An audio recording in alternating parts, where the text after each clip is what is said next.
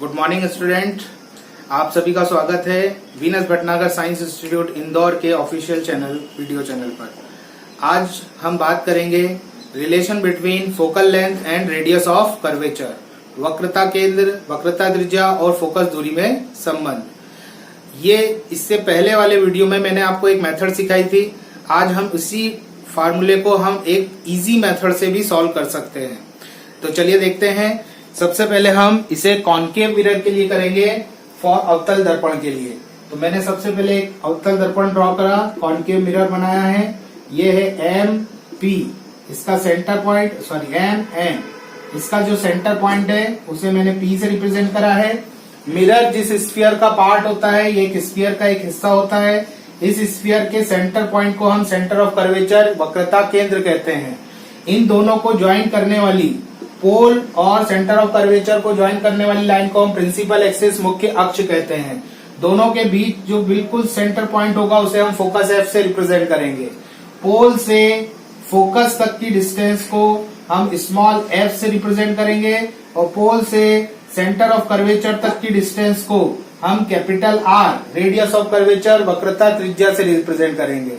यहाँ पर एफ और आर के बीच में ही हमें रिलेशन बनाना है। अब ये रिलेशन बनाने के लिए सबसे इजी मेथड होती है कि हम angle is equal to arc divide by radius का इस्तेमाल करें, क्योंकि यहाँ हम एंगल को लेंथ में कन्वर्ट कर सकते हैं या लेंथ को एंगल में। तो चलिए स्टार्ट करते हैं। सबसे पहले हमने एक लाइट रे इंसिडेंट कराई, इसको ए बी नाम दिया। ये ए बी इंसिडेंट लाइट है, आपतित किरण है। हम जानते हैं कि जब कोई लाइट रे प्रिंसिपल एक्सिस के पैरेलल आती है तो रूल के अनुसार ये हमेशा फोकस से होके जाएगी। तो इस फोकस से जाने के लिए पहले हमें एक इस पे नॉर्मल ड्रॉ करना पड़ेगा। तो हमने सी वाले पॉइंट को बी वाले पॉइंट से मिलाते हुए एक नॉर्मल ड्रॉ करा है। ये जो नॉर्मल है, ये क्यों नॉर्मल बना? क्योंकि सी से बी तक की जो डिस्टेंस है वो इस स्फीयर के रेडियस है, और रेडियस हमेशा स्फीयर के सरफेस पर परपेंडिकुलर होती है। तो इसलिए ये जो सी बी वाली लाइन है ये नॉर्मल का काम करेगी। यहाँ जो एंगल बनेगा, इस एंगल को हम थीटा से रिप्रेजेंट करेंगे। ये थीटा हो गया एंगल ऑफ इंसिडेंस। सेम उतना ही एंगल बनाते हुए हमारी रिफ्लेक्टेड लाइट फोकस से होके जाएगी, और इस एंगल को भी हमने नाम दिया theta. Why? Because by the laws of reflection, है ना, परावर्तन के नियम से angle of incidence angle of reflection के इक्वल होता है। अब ये एंगल भी यहाँ पर इक्वल होगा, क्योंकि ये एंगल इस एंगल के इक्वल क्यों है? क्योंकि दो पैरेलल लाइन है, ए बी और पी सी, दो पैरेलल लाइन है। उसको ये सी बी वाली लाइन, जो कि एक ट्रांसवर्सल लाइन होगी, त्रिअक्षैधि रेखा कट करते हुए जाएगी।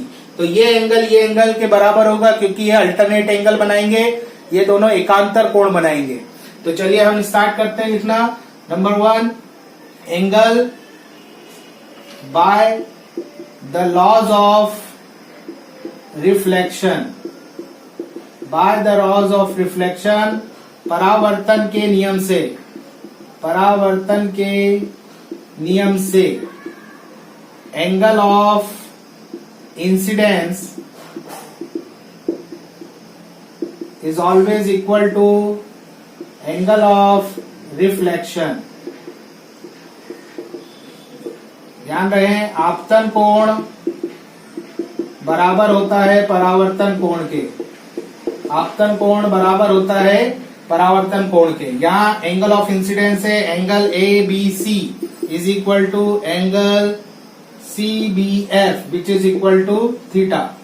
यहाँ एंगल है A B C is equal to C B F, ये थीटा, तो ये भी क्या होगा? थीटा होगा। ठीक है, तो angle of incidence is equal to angle of reflection. Now हम जानते हैं ए बी वाली जो लाइन है वो पी सी के ठीक पैरेलल है, and C B is a transversal line, and C B is equal to transversal line, जिसे हम तिर्यक छेदी रेखा कहते हैं हिंदी में, तिर्यक छेदी रेखा। That means angle A B C is equal to angle B C F which is equal to theta. ध्यान से देखिए, A B C is equal to B C F, ये एंगल थीटा, तो ये एंगल भी थीटा होगा। Y? Because of alternate angle, alternate angle Hindi में बोलते हैं एकांतर कोण, एकांतर कोण। इस इक्वेशन को हमने फर्स्ट नाम दिया, इसको सेकंड नाम दिया। तो from equation first and second equation से एबीसी के इक्वल है, तो सीबीएफ बीसीएफ के इक्वल होगा। Angle CBF is equal to angle BCF which is equal to theta. ये हो गई हमारी इक्वेशन नंबर थर्ड। हमने यहाँ पर इस एंगल को इस एंगल के इक्वल पुट कर दिया है। अब आप ध्यान से देखिए, यहाँ एंगल ए बी और एफ, ये पूरा एंगल जो बन रहा है ये कंप्लीट एंगल है 2 थीटा। ये कंप्लीट एंगल है 2 थीटा। अगर ये 2 थीटा है तो ये एंगल भी कितना होगा 2 थीटा। ये बिल्कुल वैसे ही है जैसे अभी हमने यहाँ पढ़ा था। आप ध्यान से देखिए, ए बी और पीसी अभी भी पैरेलल है और उसको अब ये जो लाइन है ये कट करते हुए जा रही है। तो आपको दिखाई देगा कि ये जो लाइन है ये ट्रांसवर्सल लाइन होगी, तिर्यक-छेदी रेखा। तो ये एंगल के इक्वल होगा। क्यों? क्योंकि ये कैसे बनाएंगे, एकांतर कोण, अल्टरनेट एंगल। तो अब मैं आगे बढ़ते हैं। अब देखिए, एंगल चूंकि A B is parallel to PC and BF is a transversal line. BF एक ट्रांसवर्सल लाइन है, तिर्यक छेदी रेखा है, तिर्यक छेदी रेखा। That means angle A B F is equal to angle B F P which is equal to 2 theta. Angle A B F 2 theta है तो एंगल बी एफ पी भी 2 थीटा होगा, क्योंकि ये दोनों कैसे होंगे, अल्टरनेट एंगल्स।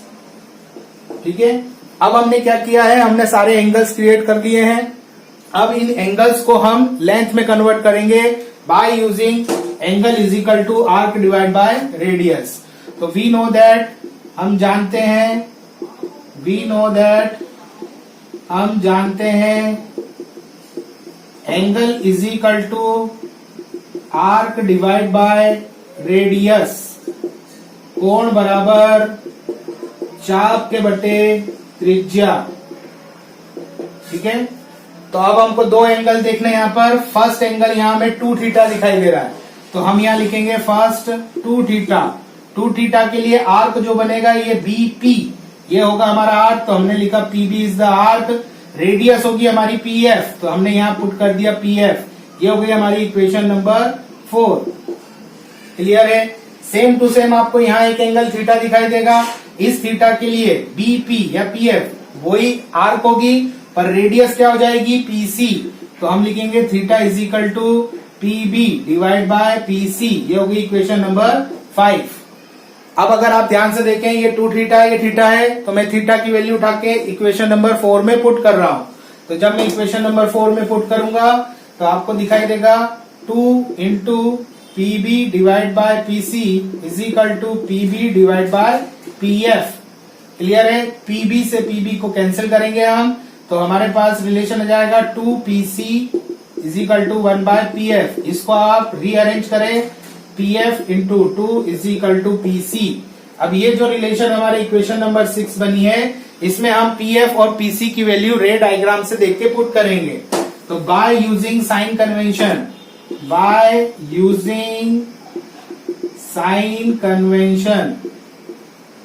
चिन्ह परिपाठी के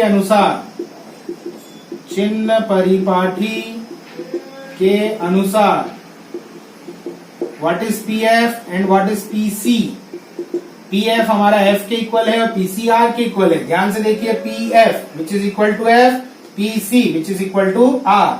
बट हमें साइन कन्वेंशन का यूज करना है। तो साइन कन्वेंशन बोलता है अगर लाइट रे इस तरफ आ रही है, लेफ्ट से राइट जा रही है, और हम राइट से लेफ्ट की तरफ डिस्टेंस को मेजर कर रहे हैं, तो ये होगा माइनस में, तो ये भी होगा माइनस में। अब ये दोनों वैल्यूज को हम इक्वेशन 6 में पुट कर देंगे। तो फ्रॉम इक्वेशन 6 ये हो जाएगा minus F is equal to minus 2r। Minus से माइनस कैंसिल होगा, तो f is equal to 2r और r is equal to f by 2। ये बहुत ही इंपॉर्टेंट रिलेशन है f और r के बीच में। आई होप आपको ये क्लास का लेक्चर समझ में आया होगा। अगर कोई आपको डाउट्स हो तो आप कमेंट कीजिए, हमारे चैनल को सब्सक्राइब कीजिए, लाइक कीजिए और ज्यादा से ज्यादा लोगों तक इसे शेयर कीजिए। Thank you very much.